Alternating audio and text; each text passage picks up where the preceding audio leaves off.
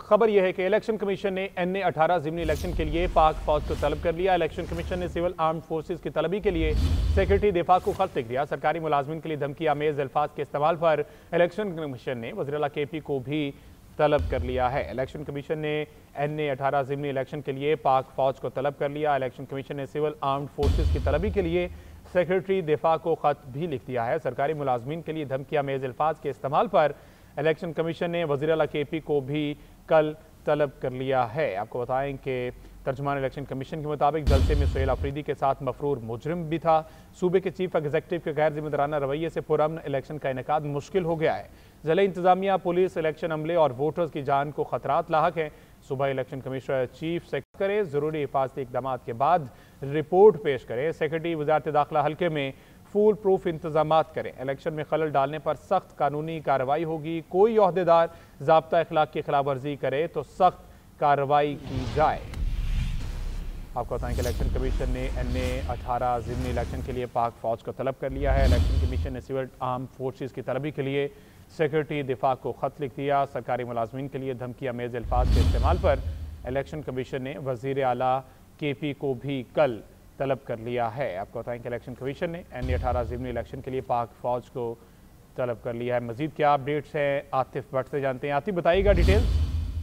जी, election commission ने NA-18 का जो ज़िमनी इलेक्शन है उसके लिए पाक फौज को तलब कर लिया है और इलेक्शन कमीशन की जानब से सिविल आर्म फोर्सेज की तलबी के लिए सेक्रेटरी दिफा को खत लिख दिया गया है। इलेक्शन कमीशन ने हरिपुर में फुल प्रूफ सिक्योरिटी इंतजाम के लिए सेक्रेटरी दाखिला को भी खत जो है वो अरसाल किया है। वज़ीर-ए-आला KP की जानब से जो मुबैना तौर पर धमकियां दी गई थी सरकारी मुलाजमीन के लिए, उस हवाले से फुल प्रूफ सिक्योरिटी के इंतजाम किए जा रहे हैं। इलेक्शन कमीशन ने 23 नवंबर के पोलिंग के फौज और सिविल आर्म फोर्सेज की तैनाती जो है वो मांग ली है और वज़ीर-ए-आला की तकरीर से ये कहा गया है इलेक्शन कमीशन की जानब से कि वज़ीर-ए-आला की तकरीर से इंतखाबी अफसरान को धमकियां और खौफ का माहौल पैदा हुआ है। वज़ीर-ए-आला की जहना जुबान सरकारी अफसरान के काम में रुकावट बन सकती है। मफरूर शख्स का वज़ीर-ए-आला के साथ जलसे में मौजूद होना भी इलेक्शन कमीशन की जानब से एतराज उठाया गया है और वफाकी हुकूमत को फौरी एक्शन की हिदायत की गई है। इंतखाबी अमले और आवाम की जान और माल के हिफाजत को की जान को जो खतरात का खदशा है उसके बायस फौज तलब करने की सिफारिश की गई है। जी,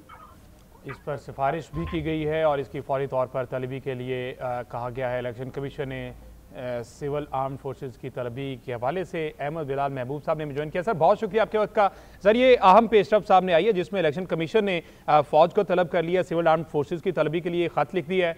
इस हद तक सूरत हाल जो है वो KP में ख़राब है सर?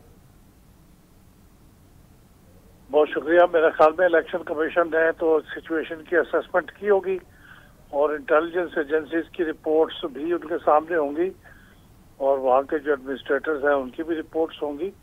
तो एहतियात के तकाजे के तौर पे फौज को तलब कर लेने में कोई हर्ज नहीं है, क्योंकि अगर अमन अमान का खतरा हो तो फिर इस तरह के इक़दाम जरूरी हो जाते हैं। कोई बुरी बात तो नहीं है। सर ये बड़े स्वेर किस्म के इंतजामिया की जानिब से कहा गया कि अमले और वोटर्स की जान को खतरात लाक हैं, जिसकी बिना पर हमें ये आर्म्ड फोर्सेस चाहिए। तो इसमें तो KP गवर्नमेंट को भी खुद इन्वॉल्व होना चाहिए, वो सारी चीज़ें अपने सर लेनी चाहिए उन्हें।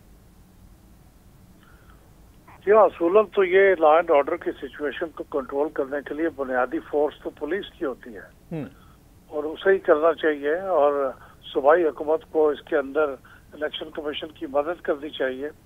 लेकिन सूरत हाल जो ऑन द ग्राउंड है वो हमें मालूम है कि इलेक्शन कमीशन और सूबाई हुकूमत के दरमियान तल्लुकात भी ठीक नहीं है और वहाँ पे सूबाई हुकूमत वो जाहिर है उनकी रूलिंग पार्टी का भी कैंडिडेट है, इसलिए उनसे ये तवक्को रखना कि वो पुलिस को गैर जानिबदारी के साथ इस तरह लॉ एंड ऑर्डर के लिए इस्तेमाल करेंगे, ये थोड़ा सा मुश्किल है। तो इसीलिए गालिबन वो फौज को बुलाने की तरफ माइल हुए हैं, क्योंकि वो पुलिस तो सूबाई इंतजामिया के मातहत होती है। अच्छा अहमद साहब, KP गवर्नमेंट की जानिब से ये कहा गया है कि ये इस तरह तो इलेक्शन कमीशन अपना इन्फ्लुएंस ज़्यादा बढ़ाने के लिए हमारे सूबे में इस तरह की सूरत हाल क्रिएट कर रही है, अदरवाइज सूबे में अमन अमान का एज सच इलेक्शन डे पर कोई इशू नहीं है। अल्लाह करे कि ना हो, लेकिन एहतियात के तौर पर अगर उन्होंने बुला लिया है तो इस पर कोई अर्ज नहीं हो। इलेक्शन कमीशन का इन्फ्लुएंस बढ़ाने का क्या मामला है?